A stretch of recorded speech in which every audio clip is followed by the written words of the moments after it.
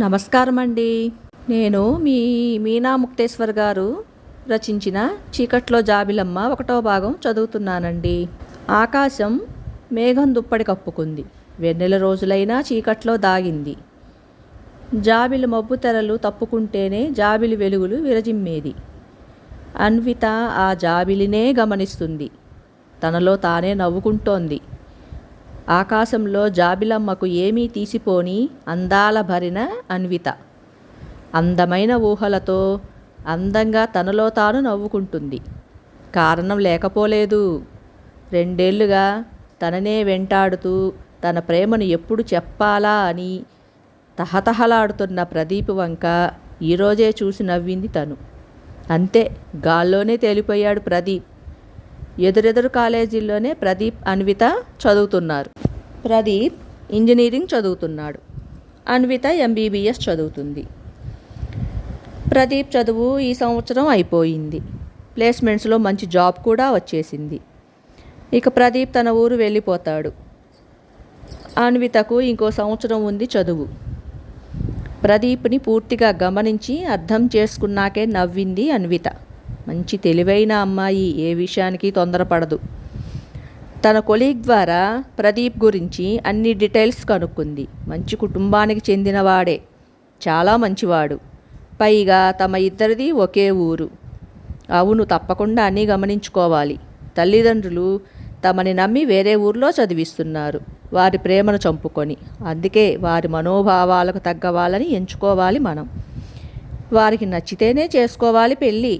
వారి అనుభవం అంత ఉండవు మా వయసులు. అందుకని అది అన్విత సంస్కారం. చిన్నప్పటి నుంచి అంతే, తల్లిదండ్రుల మాట జవదాటదు. అలానే అన్వితకు పూర్తి స్వేచ్ఛనిచ్చారు ఆమె తల్లిదండ్రులు. మరునాడు పార్కులో కలుసుకున్నారు అన్విత, ప్రదీప్.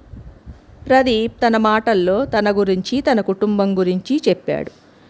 అన్విత స్నేహితుల ద్వారా అతని గురించి తెలుసుకున్న విషయాలే చెప్పాడు, తూచా తప్పకుండా. అలానే తన గురించి, తన కుటుంబం గురించి చెప్పింది అన్విత. ఇద్దరిది ఒకే ఊరు అయినందుకు ఆనందించారు ఇద్దరు. నీ వెంట పడ్డానని పోకిరివాడిని అని గాని అనుకున్నావా అని ప్రదీప్ మాటకు అన్విత నవ్వుతూ, కాదని తెలుసు నాకు అంది. నువ్వంటే నాకు ప్రాణం అన్నాడు ప్రదీప్. నువ్వంటే ఇష్టం లేదు అని చెప్పే కారణాలు ఏవీ నా వద్ద లేవు. కానీ ఒక్క విషయం, మా నాన్న అమ్మలకు ఇష్టమైతేనే మన వివాహం. అదైనా ఇంకా 2 ఏళ్ళు ఆగాలి. నా చదువు పూర్తి కావాలి, మా నాన్నగారి ఆశయం నెరవేర్చాలి అంటున్న అన్వితను చూస్తూ, ఆమె తల్లిదండ్రులకు ఇచ్చే విలువ, ఆ ఒద్దిక చేసుకుంటే పెళ్ళి అన్వితనే చేసుకోవాలి అని గట్టిగా నిర్ణయించుకున్నాడు ప్రదీప్. ఒకరి ఫోన్ నెంబర్స్ ఒకరు తీసుకున్నారు. అనుకున్న తరుణం వచ్చాకే పెద్దవాళ్ళని ఒప్పించి ఒకటవ్వాలని నిర్ణయించుకున్నారు ఇద్దరు. ఇన్నాళ్ళ తన కృషి ఫలించిందని ఆనందించాడు ప్రదీప్. ఇద్దరు తమ కెరీర్ గురించి చర్చించుకున్నారు. ఇద్దరు కుటుంబాలు మంచి కుటుంబాలే. వారి పెళ్లికి ఏ అడ్డంకులు రావని అనుకున్నారు ఇద్దరు. ప్రదీప్ రూపానికి అన్విత సరిజోడి. అలా కొన్ని రోజులు జరిగాయి. వీలైనప్పుడల్లా కలవటం, ఫోన్లు చేసుకోవడం, ఇద్దరి అభిప్రాయాలు, అలవాట్లు ఒకేలా ఉన్నాయి అని నవ్వుకునేవారు వారు. తను జాబ్లో జాయిన్ అవ్వాలి అని, అన్నీ రెడీ చేసుకోవాలి అని అన్వితకు చెప్పి బయలుదేరాడు ప్రదీప్. ఆ కొద్ది రోజుల మాటలకే ఇద్దరికీ బాధ అనిపించింది, ఒకరిని విడిచి ఒకరు వెళ్ళాలంటే. కానీ వారి అభిప్రాయాలకు అనుగుణంగానే సర్దుకున్నారు వారి మనసులను. ప్రదీప్ ఇంటికి రావడమే సందడి వాతావరణం నెలకొంది. క్యాంపస్ సెలక్షన్స్లో మంచి ఉద్యోగం సంపాదించినందుకు మెచ్చుకున్నారు ప్రదీప్ మమ్మీ డాడీలు. చెల్లెలు కీర్తన. అందరూ భోజనాల దగ్గర కూర్చున్నారు. భోజనం వడ్డిస్తున్న కాంచన ముఖం వెలిగిపోతుంది. చాలమ్మా అంటుంటే ప్రదీప్ ఆనందంలో ఎక్కువ వడ్డించాను అని నవ్వుతుంది కాంచన. ఇప్పుడు జాయిన్ అవ్వాలి ప్రదీప్ అంటున్న మాలతి మాటలకు, వారం ఉంది మమ్మీ అని ఈలోపు అన్నీ కొనుక్కోవాలి అంటున్న కొడుకు మాటకు, రేపు అన్నీ కొని తెచ్చుకోరా అన్నారు రామకృష్ణ. అన్నను తెగ ఆట పట్టిస్తూ నవ్వుతుంది కీర్తన. అన్ని కూరలు చాలా బాగున్నాయి అమ్మా అని ప్రదీప్ అంటుంటే కాంచన ముఖం వెలిగిపోయింది. అవునురా, అమ్మ వంటకు మా ఫ్రెండ్స్ కూడా రోజు నా లంచ్ బాక్స్ షేర్ చేసుకుంటారు, నాకు మిగలటం లేదురా అని అంటున్న కీర్తి మాటలకు అందరూ నవ్వుకున్నారు. రామకృష్ణ గారికి 2 భార్యలు, కాంచన, మాలతి. తల్లిదండ్రుల మాటను మీరలేక అసలు ఇష్టం లేకున్నా కాంచనను వివాహం చేసుకున్నారు రామకృష్ణ. కాంచన బాగా నల్లగా ఉండేది. మంచి అందగాడైన రామకృష్ణకు అస్సలు ఇష్టం లేదు. వద్దని ఎంత వారించినా తండ్రి పట్టుదల వల్ల మేనత్త కూతుర్ని చేసుకోవలసి వచ్చింది రామకృష్ణకు. కాంచనకు బావ రామకృష్ణ అంటే ప్రాణం. అతనికి తనంటే ఇష్టం లేదు అని కూడా తెలుసు. కానీ అతని పాదాల వద్ద కొంచెం చోటు ఉంటే చాలు అన్నంత పిచ్చిది కాంచన. తనకు తగ్గ అందగత్తెను చేసుకోవాలని మొదటి నుండి కలలుగనే రామకృష్ణ కలలుగానే మిగిలి కాంచన అతని భార్య అయింది. పెళ్ళి అవగానే ఉద్యోగం అంటూ సంవత్సర కాలం వేరే ఊర్లోనే ఉండేవాడు. వసతులు లేవని చెప్పేవాడు రామకృష్ణ. లాభం లేదని తన వ్యాపార బాధ్యతలన్నీ కొడుక్కి అప్పజెప్పి, నాకు ఆరోగ్యం బాగుండటం లేదని చెప్పి కొడుకుని వెనక్కి రప్పించాడు రామారావు. పెద్దల మందలింపులు, అత్తమామల బాధను చూడలేక కాంచనతో కాపురం మొదలుపెట్టాడు రామకృష్ణ. కాంచన నిజంగా బంగారమే. ఏనాడు రామకృష్ణ మాటకు ఎదురు చెప్పేది కాదు.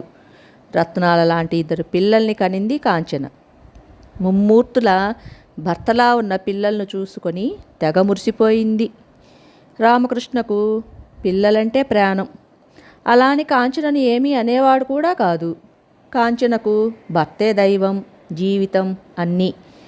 అలా వారి సంసార కీర్తనకు 4వ సంవత్సరం వచ్చేదాకా సజావుగానే సాగింది.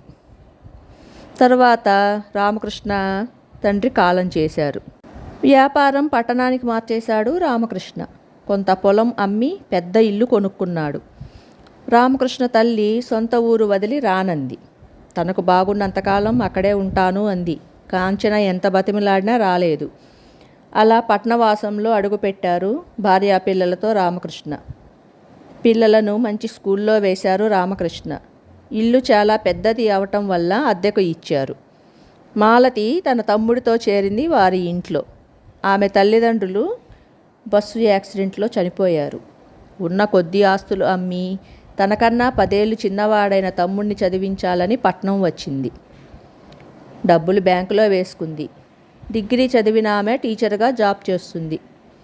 ప్రదీప్, కీర్తన చదివే స్కూల్లోనే ఊరి పెద్దల సాయంతో ఆ ఉద్యోగం కూడా సంపాదించింది మాలతి. మాలతి కథకు కాంచన మనసు కరిగిపోయింది. పిల్లల్ని ఆమె దగ్గర ట్యూషన్కి చేర్చి అద్దె డబ్బులు ఏమీ వద్దులే అని చెప్పింది. పాపం ఒంటరి ఆడపిల్ల, అందులో చాలా అందగత్తె, ఎలా బతుకుతుందో అని బాధపడేది కాంచన. మాలతికి తోడుగా వారి బామ్మ ఉండేది. వంట, వార్పు అన్ని పనులు ఆమె చూసుకునేది. కాంచనకు తెలియని వంటలు నేర్పేది. బాగా కలిసిపోయారు ఒక కుటుంబంలాగా. అంతా కలిసి హాల్లోనే కూర్చొని భోజనం చేసేవాళ్ళు. 2 పోర్షన్లు ఉన్న ఇల్లు, పెద్ద హాలు, చుట్టూ కాంపౌండ్ వాలు. అందరూ హాల్లోనే కాలక్షేపం చేసేవారు. పిల్లలను బాగా పట్టించుకునేది మాలతి. మాలతి తమ్ముడు ప్రదీప్ వాళ్ళ స్కూల్లోనే 6వ తరగతి చదివేవాడు. 3 పిల్లలు చక్కగా కలిసి చదువుకునేవాళ్ళు. మధ్య మధ్యలో మాలతికి పెళ్లి చూపులు జరిగేవి బామ్మ ఆధ్వర్యంలో. కట్నాలు కూడా బాగా అడిగేవాళ్ళు. అలా వచ్చిన సంబంధాలు తప్పిపోయేవి. బామ్మకు దిగులుగా ఉండేది. వయసు పెరగటం వల్ల ముదురుగా కనిపించి కొందరికి నచ్చేది కాదు మాలతి. జరిగే ప్రతి విషయాన్ని భర్తకు చెప్పి పాపం మాలతి అంటూ బాధపడేది కాంచన. కొన్ని పరిస్థితులు మనుషులను చాలా మార్చివేస్తాయి. అలానే మంచి కుటుంబంలో పుట్టినా, అన్నీ తెలిసినా మాలతి మనసు మారటం మొదలైంది. రామకృష్ణ మాలతిని ఇష్టంగా చూడటం గమనించింది. తన ప్రేమగానే చొరవగా ప్రవర్తించేది. నిజానికి చదువుకున్న మేధావే, కానీ ఆమె జీవితం ఆమెని దారి మార్చుకునేలా చేసింది. ఎంతో కాలం పట్టలేదు వారి చనువులు పెరగటానికి. అలా బయట పార్కుల్లో కలిసేవారు ఇద్దరు. ఇష్టం లేని పెళ్లి చేసుకున్నానని బాధపడుతున్న రామకృష్ణ మాటలకు కరిగిపోయింది. అసలు నీలాంటి అందగత్తెను పెళ్లాడాలని నా కోరిక అనగానే మైమరచిపోయింది మాలతి. వారి చనువులు గమనించి మందలించింది మాలతి బామ్మ. కాంచనకు చెప్పింది, మీ ఆయనను కాస్త గమనించుకో, కాస్త మందలించు అని. అలాంటివేవీ ఉండవు బామ్మగారు అన్న కాంచన మాటలకు నవ్వాలో ఏడవాలో అర్థం కాల మాలతి బామకు. నిజానికి కాంచనకు అర్థం అవుతుంది. ఎందుకనో భర్తకున్న ఆశలు తీరతాయి, మాలతి కష్టాలు గట్టెక్కుతాయి అన్నట్టుగా ఆలోచించింది కాంచన.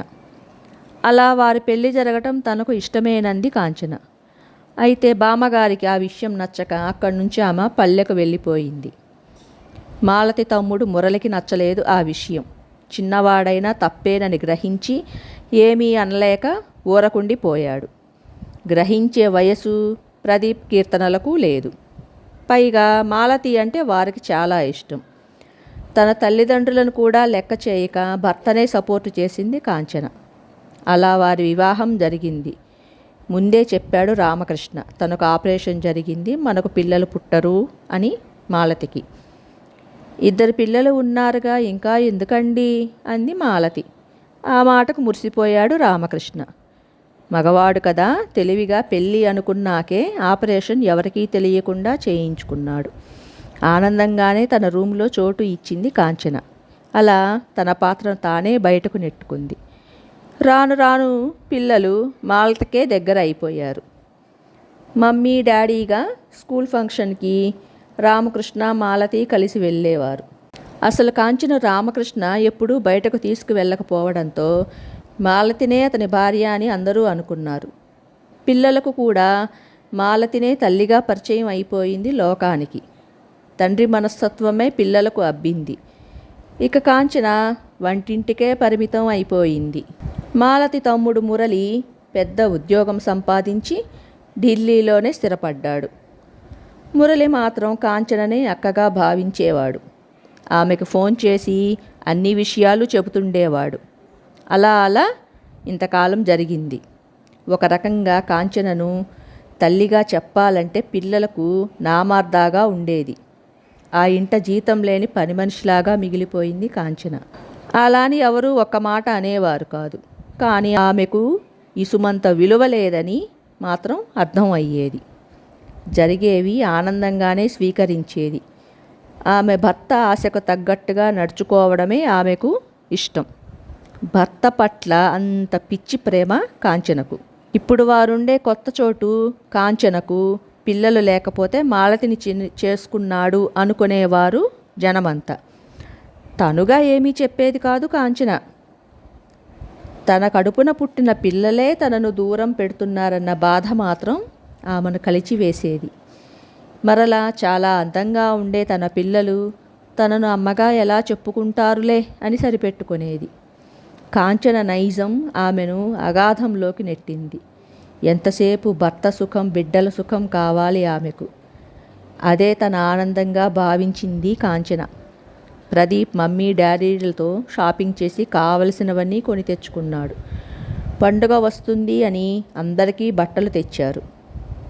తనకు మాలతికి తెచ్చిన శారీస్లో చాలా తేడా ఎప్పుడో గమనించింది కాంచన. కానీ పట్టించుకోలేదు. అత్తగారి దగ్గరకు వెళ్ళి చూసి వస్తూ ఉంటుంది అప్పుడప్పుడు కాంచన. తనతో రమ్మని అడిగిన కాంచనతో, ఇక రాలేనమ్మా, నువ్వే అక్కడ పరాయి మనిషి అయిపోయావు, ఇంకా నేనెందుకు అని బాధపడేది. అత్తగారితోనే కొన్ని విషయాలు చెప్పుకొని బాధపడేది కాంచన. ఆమె కూడా కాలం చేసింది ఈ మధ్యనే. అత్తగారు తన పేరున ఉన్న ఇల్లు పొలం అన్నీ కాంచన పేర రాసింది.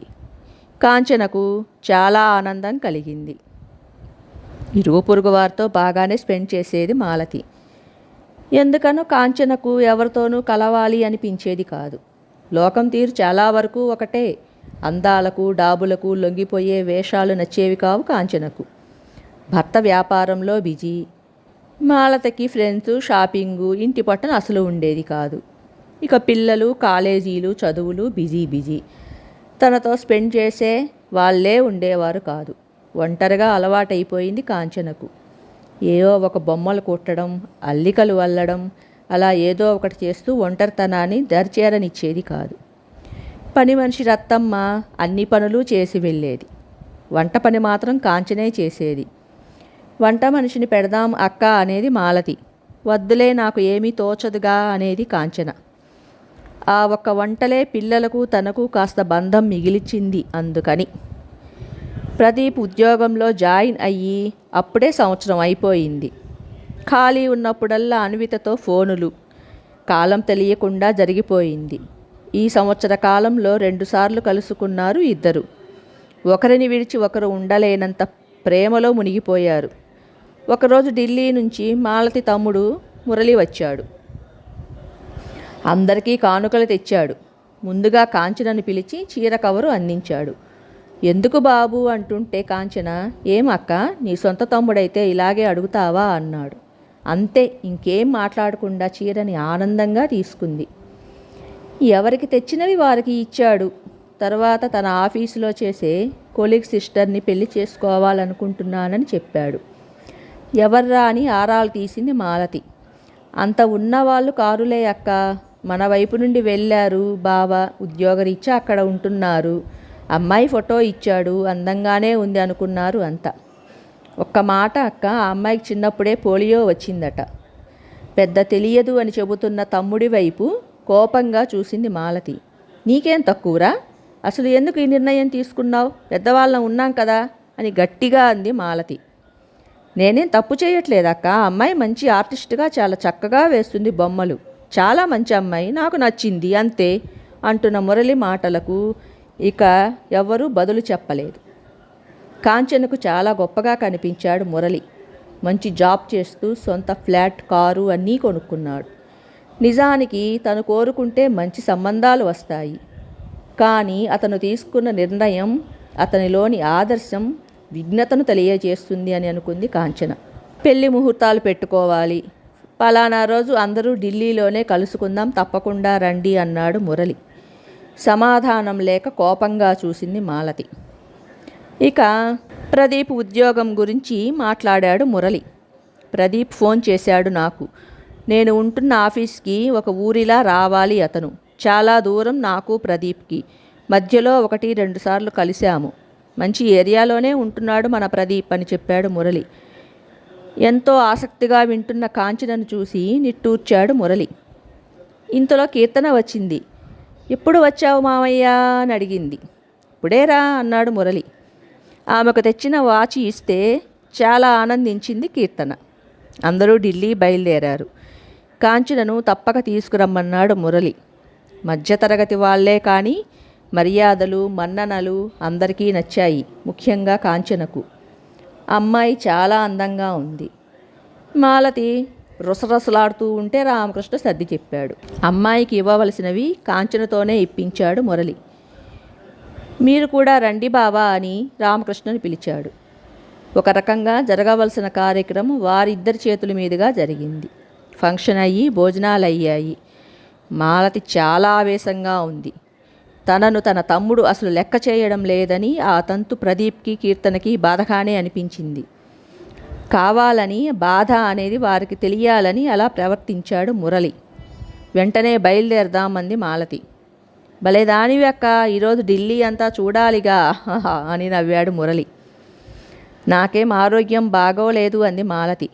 సరే రెస్ట్ తీసుకోండి అని తన ఫ్లాట్కి తీసుకువెళ్ళాడు మురళి. ప్రదీప్ తన రూమ్కి బయలుదేరాడు. అందరూ నిద్రపోయారు. కాంచన అంతా చూసింది. ఇల్లంతా చక్కగా సర్దింది. బట్టలన్నీ తీసి ఒక పక్క సర్దింది. సాయంత్రం టీ పెట్టింది. అందరూ తాగారు. అక్క బయటకు వస్తావా అంటే మాలతి నేను రాను అంది. కాంచనను, కీర్తనను తీసుకుని బయటకు వెళ్ళాడు కారులో మురళి. షాపింగుకు తీసుకువెళ్ళాడు. బ్రతిమలాడి కాంచనకు చీర కొన్నాడు. మాలతకి, కీర్తనకు మంచి బట్టలు తీసుకున్నాడు. ప్రదీప్కి, రామకృష్ణకు కూడా బట్టలు తీసుకున్నాడు మురళి. చాలా గొప్పగా, వింతగా అనిపించాయి ఆ షాపులు కాంచనకు. ఎప్పుడూ ఎక్కడికి తిరగని ఆమెకు ఏదో ఒక కొత్త ప్రపంచంలోకి వచ్చినంత ఆనందం కలిగింది.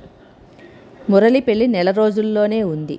పెళ్లి కూతురికి మంచి చీర కాంచనతోనే సెలెక్ట్ చేయించాడు మురళి. బంగారం కూడా కొన్నారు. కీర్తన వెరైటీవి తీయించింది. హారం, గాజులు, సూత్రాలు కాంచన సెలెక్ట్ చేసింది. అలా మురళికి బట్టలు కీర్తన సెలక్షన్తో తనకు నచ్చినవి తీసుకున్నాడు. ఇంటికి వచ్చాక అన్నీ చూపిస్తుంటే అరికాలు మంటనెత్తికెక్కింది మాలతికి. టిఫిన్ కూడా బయట తిన్నారు. రామకృష్ణకు మాలతికి కూడా తెచ్చారు. ఆకలిగా ఉన్న రామకృష్ణ గబగబా తినేశాడు. మాలతి బెట్టు చేయాలనుకున్న ఆకలికి ఆగలేదు, తినేసింది. మురళి పెళ్లికి 3 రోజుల ముందే ఢిల్లీ చేరుకున్నారు. రామకృష్ణ మందలించడంతో మాలతి అన్నీ పట్టించుకుంది. కాంచన మురళిని పెళ్ళికొడుకు చేయడం దగ్గర నుంచి అన్నీ చూసుకుంది. ప్రదీప్ తనతో తీసుకువచ్చిన అమ్మాయిని చూసి అందరూ ఆశ్చర్యపోయారు. కుందనపు బొమ్మలా ఉంది అనుకుంది కాంచన. కీర్తనను పిలిచి నా ఫ్రెండ్ అన్విత అని పరిచయం చేశాడు ప్రదీప్. నేను ఇక్కడే హౌస్ సర్జన్ చేస్తున్నా అంది అన్విత. అయితే మీరు డాక్టర్ అన్నమాట అంటూ నవ్వింది కీర్తన. అందరూ అన్వితనే చూస్తున్నారు. అవును, ప్రదీప్ చదివిన కాలేజీ ముందే మా కాలేజీ కూడా, అలా పరిచయం అంది అన్విత. ఇప్పుడు మా ఆఫీస్ దగ్గర ఉన్న హాస్పిటల్లోనే చేస్తుంది తను అని చెప్పాడు ప్రదీప్. మమ్మీ, డాడీ, చెల్లెల్ని అన్వితకు పరిచయం చేశాడు ప్రదీప్. కథ సమాప్తం. మీకు ఈ కథ నచ్చినట్లయితే లైక్ చేయండి, షేర్ చేయండి, మన ఛానల్ని సబ్స్క్రైబ్ చేసుకోండి మరిన్ని మంచి కథలను వినడానికి. Okay, bye.